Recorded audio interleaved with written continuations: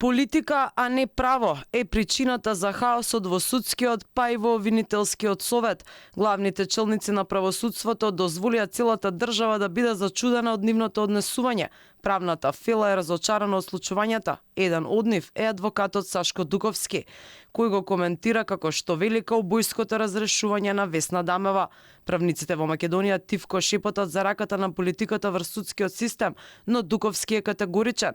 Политиката го прави изборот на судии, но и хаосот, појаснува тој. Апсолутно политика без дилема. Апсолутно политика и имате ситуација на табори и во одреден период ќе победи еден табор, во друг период ќе победи друг табор. Тоа било од кога е свети век во битисувањето на правото во Република Македонија.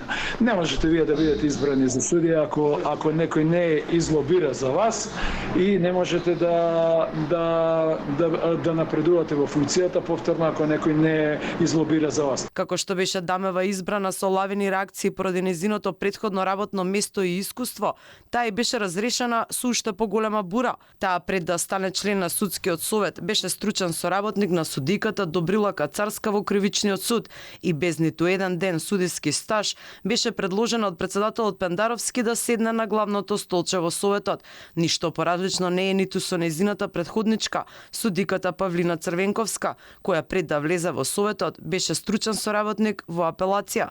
Дел од адвокатите коментираат дека е срамно Дамева или Црвенковска, кои никогаш не успеале да станат судии, да бидат на такви позиции и тие да именуваат и разрешуваат.